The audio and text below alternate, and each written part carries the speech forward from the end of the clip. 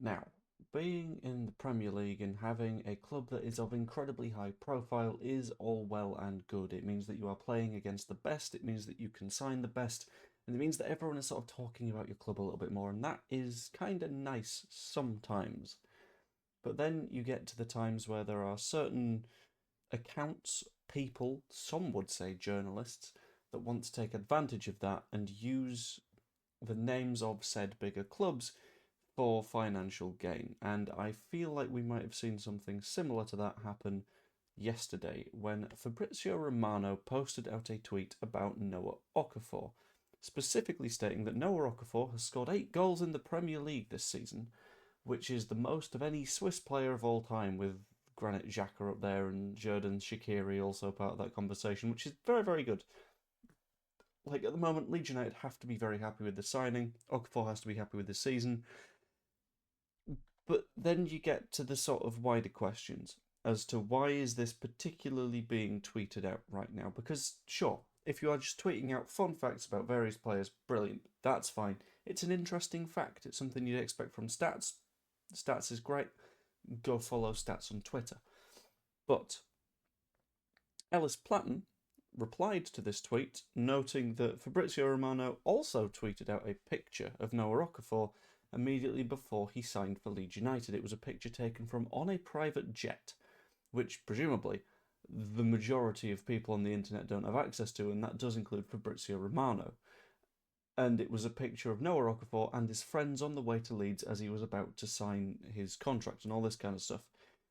And this makes you think that, well, he's probably got that picture from somewhere, and that is presumably going to be his agent, which is all fine, well and good. Okay, cool, agents talk to journalists all the time. But this is where we get to the sort of dodgy part of how Fabrizio Romano works, because there was a little bit of research done into the way that he sort of runs his Twitter, because we might also remember, as Leeds United fans, that there was a little while ago where Romano, when discussing Leeds United signing, I believe it was Willie Nonto at the time. It was somebody. No, it was McKennie actually. Where Fabrizio Romano did a post saying Weston McKennie's coming to Leeds United with club owner Andrea Radrizzani a key part of the negotiations. And you're like, okay, that's a little bit weird. Why are you specifically mentioning the club owner in this one tweet rather than all of the other ones? And that is because the research that was done into the way that he operates his Twitter account found that Fabrizio Romano tends to charge €1,000 per tweet. At least often charges €1,000 per tweet. There'll be various other things where he'll get an exclusive or something like that that he tweets out, which completely understandable. You're going to do that because there is still some element of breaking the news that comes with Fabrizio Romano. But in these instances, that's not what this is. That is becoming effectively a PR funnel where someone has a message that they want to get through to someone else, and the route through which that message goes is Romano's Twitter account. So, in this specific instance, in my personal opinion, it's going to be a case of Noah Okafor's agent has gotten in touch with Fabrizio Romano to say, can we get some form of positive message across about the way that Okafor has been performing? In this instance, I think the target audience at the bottom of the funnel is going to be the coaching and management staff of the Swiss national team. Swiss. There we go. Because the specific mention of he's the best Swiss player to ever do it in the Premier League, all that kind of stuff, seems incredibly targeted. With the fact of the matter being, we know that Noah Okafor hasn't had the best of relations with the Swiss management in the past few years. He was dropped from the squad for a while. He got into the most recent squad, but I believe that was because someone got injured at the last moment. But that does sort of raise the question of, is he going to go to the World Cup? And if this message gets across, if he manages to improve his reputation, then it's going to be a situation where the Swiss national team manager can't particularly ignore it. He's going to have to look at that and go, well, okay, fair enough. In that case, we'll bring him to the World Cup with us. Using sort of major accounts as a PR tool is very clearly something that works, because it's something that's happened time and time and time and time again, both to cleanse people's images, make them look better than they potentially are. This isn't me saying that Noah Okafor isn't a good player. I personally fully believe that he should go to the World Cup with Switzerland because he is a very, very good winger. But I would rather that happen based on the fact that he's a good footballer rather than based on the fact that someone tweeted about him. Very, very weird stuff.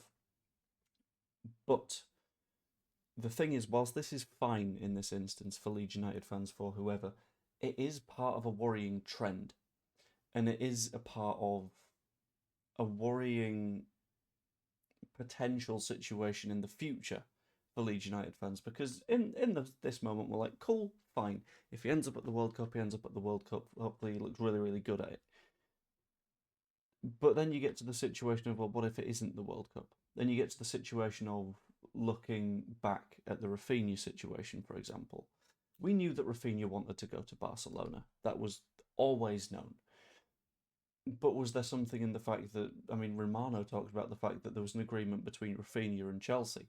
Was there something there that was done to sort of encourage Barca to get a move on by going, okay, agent says to Romano, can you leak something? And that should hopefully get things going again. There are so many times that you'll see a little bit of agent talk going on or something along those lines that has very, very clearly come in order to achieve a further goal. And that's happened time and time again with the sale of Luis Sinisterra, I believe, had something to do with building up that little bit of interest through the media sources. In addition to that, there was a case of Tyler Adams very, very clearly had conversations along those lines, as far as I know. The entire thing reeks a little bit. And I'm not completely naive, to be clear here. Agents have used journalists forever in order to help to achieve their goals, to help their clients out, all this kind of stuff. But in years past, that was a case of, I've got a story, would you like a story? Whereas now it's a case of, I've got a story, cool, have you got €1,000? All right then. And it just means that we're in a situation of having client journalism at this point in the world of football. Like, there, time and time again, you'll see accounts that are releasing bits of news while simultaneously shilling the Qatar World Cup or the Saudi Pro League or whatever comes to mind, completely avoiding like club controversies and that kind of stuff. You've seen various accounts being like, oh, Mason Greenwood's doing really, really well over in Marseille. There's been links between him and club. And it's like, well, you've not said anything bad about him at any point. You've not even spoken about him at any point. And then all of a sudden this comes out of nowhere as a seeming attempt to sort of build a little bit of interest. Why has that happened? And you end up in a spot where truth sort of disappears. All you're getting is the narrative from whoever can shout the loudest, pay the most, and ultimately get the most engagement on Twitter. And it feels like that shouldn't really be how football journalism is. It feels like that's sort of the nightmare situation, and it's not really how you want things to be. If you look at geopolitics as an example, it's like Iran throwing £500,000 at BBC News and saying, could you just say that the USA bombed a hospital full of puppies? Like, that's not how it should be. And I know this was a little bit of a rambly video, and I know that it's not something that has directly affected Leeds United yet, but it's on the horizon.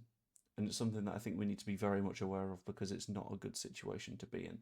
And hopefully, it's one that football starts to move away from and starts to get a little bit smarter with, because I feel like a few too many people are falling for the trap at the moment.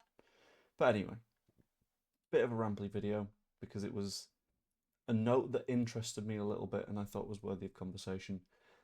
If you enjoyed said bit of conversation, pop a like on the video, that'd be lovely. Subscribe if you haven't yet. You could even be a channel member, that'd be quite nice. Hope you enjoyed, and I will see you later. Toodaloo. By the way, if you've got like £500, I'll happily do tweets for you as well. I won't. No. That'd be like 50p per follower I've got. That's such a bad deal. Yeah, let's not do that. Anyway, in a bit.